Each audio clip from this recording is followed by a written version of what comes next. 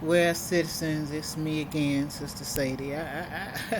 I'm just shaking my head.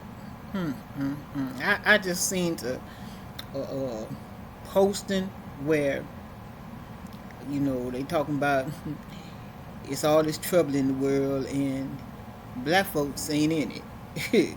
We just got our boots on the ground, don't you know? And just that's some white folks mess. I hate to tell y'all the truth about it. Y'all probably already know this and just trying to duck and hide from it, but we can't be ducking and hiding from the truth if the truth look like a nuclear weapon. Don't you know that? It ain't got no color on it. It's them. To tell you the truth, people of color, as they call us these days. I'm talking about people from Japan to the Native Americans that be mining the gold yellow cake. They call them yellow cake miners, and uh, yeah, they and then the peoples of the Marshall Islands, the brown skinned folk, where they tested all of them nuclear weapons back in the day. But then you got American veterans and people from red states, all around over there, Nevada and Wyoming and Utah, all that over there. They call them the downwinders, New Mexico. But the truth of it is, we all downwinders. You don't think that nuclear radioactivity, it spread all over the country? People got in the grass and the kids been drinking that. We don't even know. Can't measure, can't trace how much of all of that got into us. But what the most important thing that we can't seem to trace is the mental fallout, the spirituality of this thing. Because, to this day, people still think that atomic bomb attack on Japan was a mighty thing. They called President Harry Truman. He called it what he announced. He said the greatest scientific achievement in human history, but he didn't mention it as one of the most heinous attacks in inhumane history. 100,000 civilians killed in one blow. Now I got some friends. They wants to compare that to 6 million Jews killed by Hitler. But if you can make the comparison, don't you know you're on the same side of the equation? It's inhumane, and they ain't got no better, they got worse.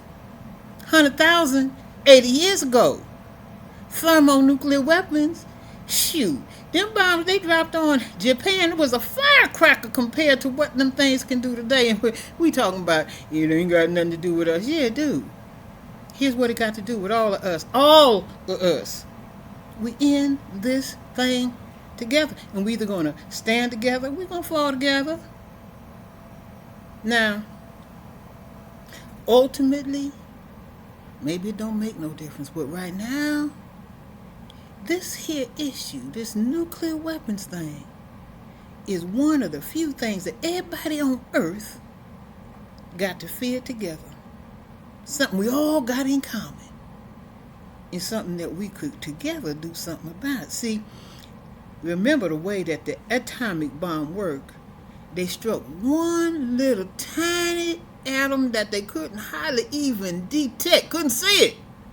But they figured out a way to strike that thing, and then it released some power, some energy, and then that one hit the next one, and the next one, and the next one, and then the next thing you know, you got a chain reaction to what you call a critical mass. And that describes what we need to be doing now, talking to each other, breaking through our, okay, I'm going to use the nasty word, breaking through our ignorance. Ignorance.